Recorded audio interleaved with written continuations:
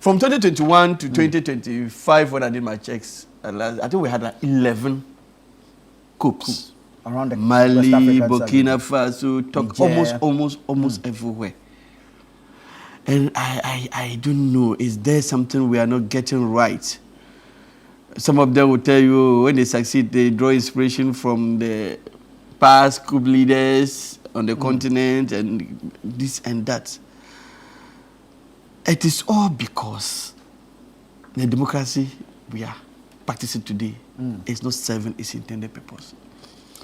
As those of us who are the torchbearers, those of us who are leading in that democratic space, we should begin to ask ourselves, are we delivering what the people expect of us? Yes, coup on its own is bad. It's not the alternative to democracy. It is never the alternative to democracy. But we should also ask ourselves as political elites, are we delivering the mandate that has been given us? Because the people down there, these days we have the youth bulge, where you have almost every part of the continent. There is a greater percentage of the unemployed people being the youth. And these are people, they say the devil finds work for their idle hands. These are people who can foment troubles at the least opportunity. And today, they are the same people who recruit into the army and all those things. And trust me, they don't just because you've given them, they form certain mindset before even they get recruited into the army because of the way things have been done. And when they get there and they even see the level of deterioration even within the ranks of the army. In fact, every part of our society is getting decayed by the day because of poor leadership. And so democracy is good. Democracy is the best form of government we can have for ourselves. But the leaders who are supposed to let the system work are failing. And so if we don't sit up and just begin to condemn these things, I think we'll be heading for serious. Look at what is happening in Burkina Faso, where after the coup, Ibrahim Traoré is being hailed everywhere as the person who has come to respond to the needs of the masses. In fact, almost every step he has taken seems to be resonating with the masses, with the youth. And so why can't our elected leaders also behave the same way? So that we know that they are in for the betterment of the larger society. Look at the way our mineral resources are being given out to foreign companies as if there's no tomorrow. The contracts, the way we design the contracts say that for a long time to come, you have foreign companies taking a chunk of our mineral resources, taking the benefit out of the state. So if you want to condemn these military takeovers, and you also look at the way we also handle the system that we have all come to accept, you have a very huge difficulty convincing somebody that some of these things are wrong. Though it is clear that it is not the best option for Africa. It comes with its own excesses, and you see, democracy flourishes when there is the respect for human rights, and there's no military regime that has that respect for human rights. And so, to the extent that even today I can get up and criticize anybody, that itself gives life to democracy. That gives life to the society we want to build, and that is the society we want to respect. Yes, you may not be able to butter someone's bread, but to the extent that you have provided a platform where people can express themselves and talk the way they like, that is a should. So to the extent that democracy guarantees some of these things, we should not be quick to jettison it and go in for military rules. And so, but when these things are done like this, we don't even get to hear things, because once an attempt is made like this and it's foiled, the leaders should straight away. They should be done away with, because this is the only way you can send strong signals to those who may be there harboring that mindset that they can take over the realms of government through the use of. Briefly touch on the intervention by ECOWAS for me. ECOWAS has sent in a standby troop, a standby force. Yes, I hear from Nigeria, and I think to some extent this time around they have acted timelessly. I think so. In fact, when it happened, I was following it, and I saw a statement from ECOWAS which was condemning it. I said, yes, as usual, we are doing the same thing. We'll condemn. That was the first one. Yes, we always condemn and allow things to be. So it's like, I'll take over. All you can do is to condemn. But now with the way they are acting, it means they can really bite. And that is good for our democracy. I think we should not leave room for people who have this mindset to find any space to act. Even when they succeed in taking, we should be strong enough to let them move away from that system and bring back democracy in the shortest possible time. Otherwise, once they succeed and then you allow them to be there forever, it means that it tells everybody that you have to. Once you succeed, you can have your way through. So we'll commend ECOWAS for that swift intervention, and we'll urge that they do that at all times and not just sit back and bring out statements condemning it. That is what everybody will do. Everybody who is powerless, I can also condemn it. So if we are empowering you to ensure that democracy thrives in the continent, and all you do is to condemn just like any other person, then there's no point having you on to resolve some of these issues. Very well. Honorable, let me give you another 5 minutes on the OSP, the calls for his removal and abolishment of the office. As for me, even legally, there are serious issues with the legality of the office. Really? Serious issues. Just by the act? You see, yes. Sorry. You see, the power given to the Attorney General, per Article 88 of the Constitution, to prosecute civil and criminal cases on behalf of the state is not in any act of Parliament. You know, if you look at Article 11 of our Constitution, it arranges our laws. Some will say it's in order of precedence. Constitution is always number one. Acts of Parliament. You understand? Then before you come to even subsidiary legislation. Now, there's this contention, and that is the position of the law. While there's a provision in the Constitution, and you want to amend that provision of the Constitution, you don't come by an act of Parliament to amend something in the Constitution. Otherwise, it will be very easy to amend the Constitution. It will be every provision in the Constitution has a way you can amend it. That is why we have what we call entrenched and non-entrenched clauses. So if that clause that you want to amend comes under non-entrenched clauses, then the procedure to amending it is different.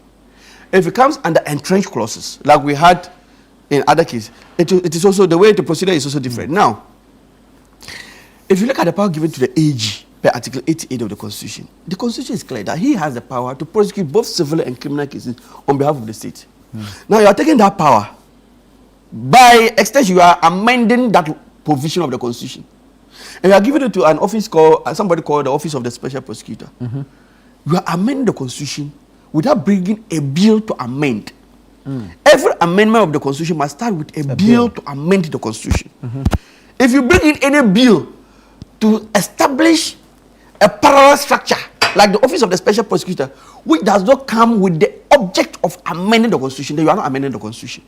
And to the extent that you are not amending the Constitution, then that bill is flawed from the word go.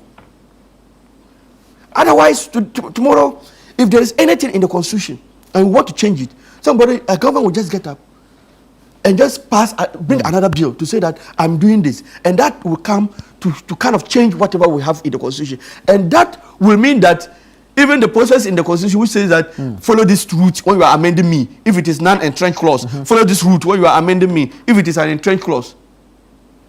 You understand? Then that procedure will be a nullity. So to some of us, the OSP legally should not be in existence.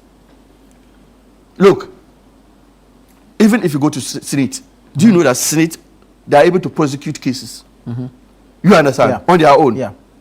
And that is the same power that some of us cry that it should be given to even these people. The Electoral Commissioner. EC. Yes. Because if you look at the laws, especially the EC, all electoral offences are to be prosecuted by the Attorney General. To us, some of us, it's problematic. Because if the Attorney General belongs to a government that benefits from that offence, how do you expect him to go to court and prosecute that person? Because remember, the Attorney General will always be part of a government that is in the contest.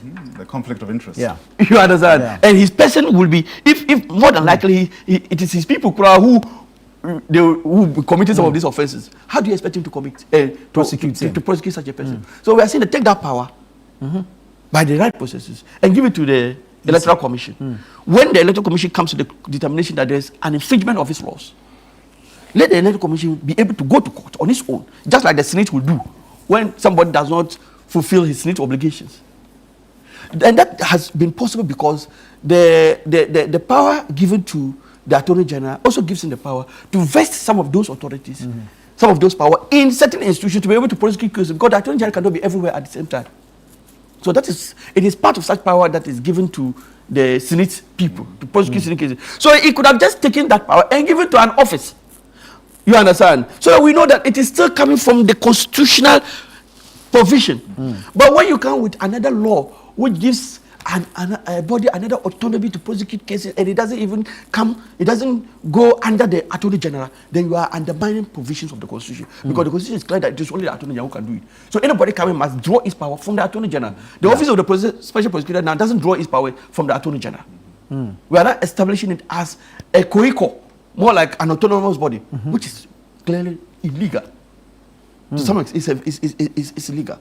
Now, if you look at the necessity of it, some of us, when they established it, to me, it was just to score political point. Really? Even from the word go, I knew it was unnecessary. And you can look even if you look at, I've listened to my senior, Elvis? Elvis Zaku. And I overheard him talk about emotional things. For the emotional things, even Matamidu was even worse at it. Look at how he went after Mama Yerga. Look at even the things Kisa Ajabin is going, the people he is going after, and the issues at play now, they are even more grave than what Matamidu was doing.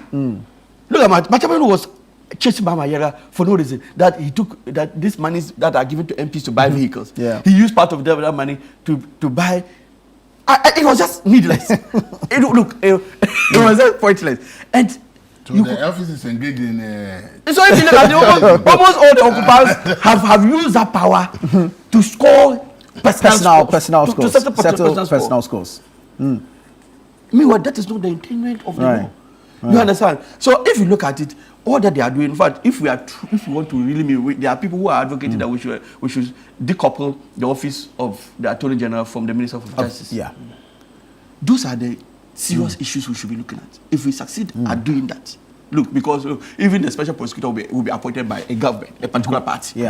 So if the Attorney General cannot be independent, then what do you think can make the office of the special prosecutor, who is also an appointee, what do you think can make you look today? Isaiah Jabin is on former MPP people's nerves, former MPP opportunity, because he feels that MPP is no longer in power.